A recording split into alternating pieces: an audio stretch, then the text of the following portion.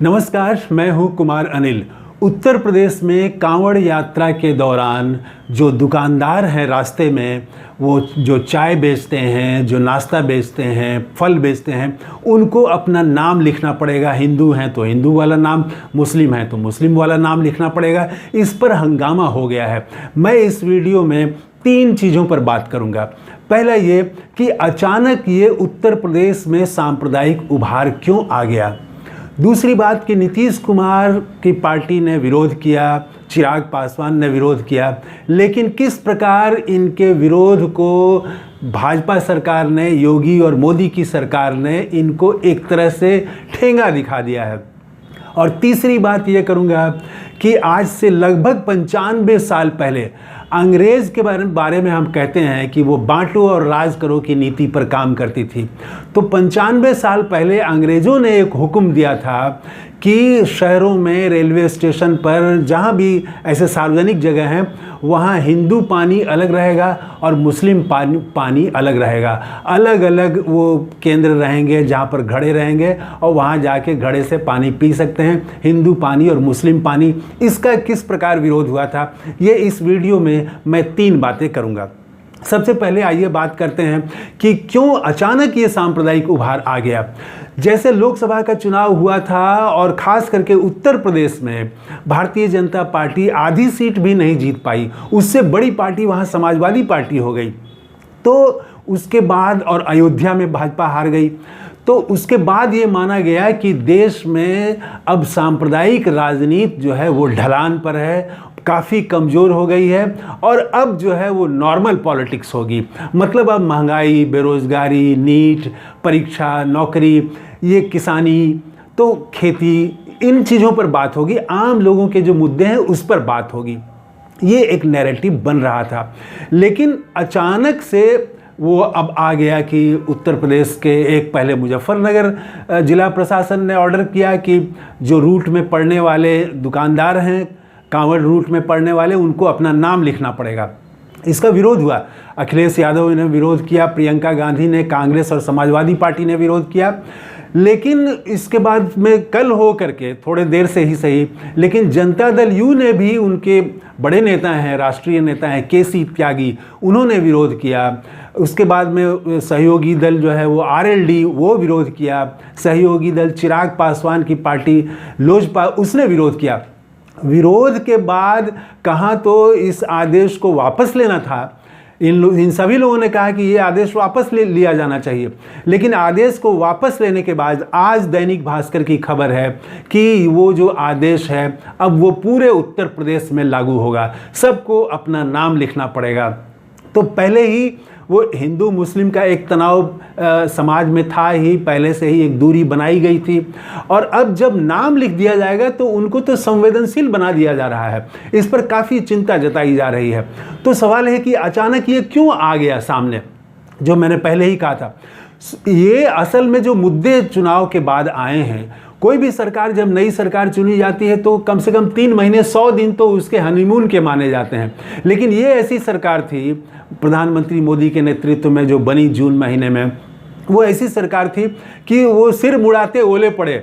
NEET का वो आ गया, वो शेयर मार्केट का घोटाला आ गया, उसके बाद में महंगाई का सवाल उठ गया, बेरोज़गारी का सवाल उठ गया, हाथरस में हो गया, तो तरह तरह का, मणिपुर का तो सवाल है ही। ये सारे सवाल उठ के आ गए। अब इन सवालों का जवाब भारतीय जनता पार्टी के पास नहीं है। भारतीय जनता पार्टी एक ही चीज़ जानती है, वो है ध्रुवीकरण की राजनीति। वो उसने शुरू कर दिया। तो माना यह गया था कि कमज़ोर हो गया इस लोकसभा चुनाव परिणाम से, कि सांप्रदायिक राजनीति देश में अब कमज़ोर हो गई, अब ढलान की तरफ जा रही है। लेकिन इस एक आदेश से पूरे उत्तर प्रदेश में ही नहीं, पूरे देश का विमर्श बदल गया है। अब महंगाई की चर्चा नहीं हो रही है, नीट की चर्चा नहीं हो रही है, छात्रों, नौजवानों के भविष्य की चर्चा, किसानों को कैसे फसल की उचित कीमत मिले, इसकी चर्चा बंद हो गई है। देश में जो असमानता बढ़ रही है, उसकी चर्चा बंद हो गई है। अब बस एक ही चर्चा है कि हिंदू खतरे में है, हिंदू का जो वो यात्रा है वो शुद्ध होना चाहिए, दूसरे लोग आएंगे तो वो अशुद्ध कर देते हैं, अशुद्ध ढंग से वो नाश्ता और खाना बेचते हैं। तो अब वो हिंदू खतरे में है। हिंदू धर्म की रक्षा और एक खास वर्ग के खिलाफ में एक पूरा अभियान छेड़ दिया गया है कि उसके चलते ये यात्रा अपवित्र हो जाती है। तो पूरा सांप्रदायिक माहौल, ध्रुवीकरण की राजनीति कर दी गई है। तो भारतीय जनता पार्टी दरअसल में जनता के जो वास्तविक मुद्दे हैं उसको एड्रेस करने में, उसको सॉल्व करने में, महंगाई को सॉल्व करने में, बेरोजगारी, रोजगार देने में जो विफल है, इसीलिए ये लाया गया है ताकि फिर से वो एकदम तावा गर्म हो जाए और हम भूल जाएं कि महंगाई है और बेटा बेरोजगार है। तो एक बात ये। दूसरी बात कि नीतीश कुमार ने विरोध किया, उनकी पार्टी ने, तो लगा कि शायद ये जो है बहुत सारे पर्यवेक्षकों को लगा कि ये इससे वो योगी की सरकार, भाजपा की सरकार कुछ बैकफुट पर आएगी, लेकिन ऐसा कुछ भी नहीं हुआ। उल्टा हो गया कि अब पूरे उत्तर प्रदेश में लागू कर दिया गया। तो ये तो एकदम से नीतीश कुमार को का कोई महत्व नहीं रखा। इसकी वजह भी है, वो प्रधानमंत्री नरेंद्र मोदी जानते हैं, नीतीश कुमार को अच्छी तरह से पहचानते हैं कि ये जो हैं ये काटने वाले नहीं हैं, ये सिर्फ कभी कभी बयान देने वाले हैं, ये कोई नुकसान पहुंचाने वाले नहीं हैं। तो इसीलिए इनकी बात का भी कोई महत्व नहीं दिया गया। और ये भी देख लीजिए, वो कोई महत्व नहीं दिया गया, लेकिन इधर से कोई कड़ा स्टैंड लेने को तैयार नहीं है। जबकि ये माना जा रहा है कि ये निर्णय देश की एकता के लिहाज से, संविधान के लिहाज से, सांप्रदायिक सद्भाव के लिहाज से बहुत बड़ा और बहुत खतरा पैदा करने वाला ये निर्णय है। सारे लोग इस पर चिंता जता रहे हैं। इतने बड़े विषय पर भी जनता दल यू ने सिर्फ बयान दिया और जाहिर है उस बयान का कोई मतलब नहीं है। तो नीतीश कुमार को, चिराग पासवान को भी इनको बता दिया कि आपकी क्या हैसियत है, आपको मंत्री पद दे दिया गया, बस आप शांत रहिए। तो ये कुछ करने की स्थिति में नहीं है। ये इनकी कमजोरी उजागर हो गई है और ये अब ये यहाँ पर जब झुक रहे हैं तो समझिए आगे भी इनको बार बार झुकाया जाएगा। विशेष राज्य का दर्जा ये ऐसे ही छोड़ चुके हैं, विशेष पैकेज के नाम पर कुछ नई पैकेजिंग हो जाएगी, बस इससे ज़्यादा बिहार को कम से कम उम्मीद नहीं है। और तीसरी बात, महत्वपूर्ण बात, कि हम अंग्रेज़ों के बारे में सुनते रहे हैं कि वो बांटो और राज करो की नीति पर चलती थी और इसी के तहत उसने सैकड़ों साल राज किया भारत पर।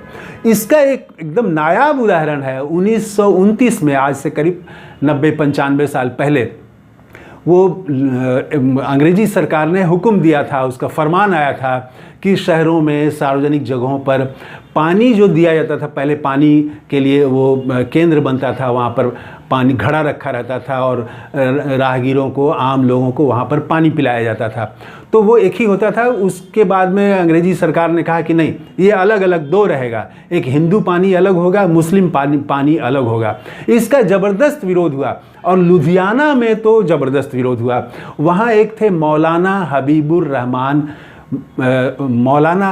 रहमान, तो वो जो है वो काफ़ी उन्होंने विरोध किया और वो नेहरू के बहुत करीबी थे। 14 साल वो जेल में रहे और उनके विरोध का नतीजा ये हुआ कि पूरा लुधियाना शहर खड़ा हो गया, आसपास में इसका विरोध होने लगा और अंग्रेजी सरकार को वो निर्णय, वो फरमान वापस लेना पड़ा और तब पानी बांटने का एक ही केंद्र हो गया और लोगों ने वहाँ पर एक पट्टा लिख के लगा दिया, सबका पानी एक है।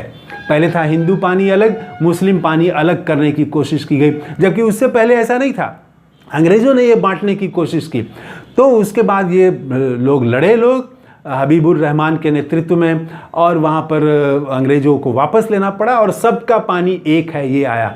तो ये बांटो और राज करो की नीति के खिलाफ में ये अंग्रेज़ों की नीति रही है और ये आज तक चली आ रही है।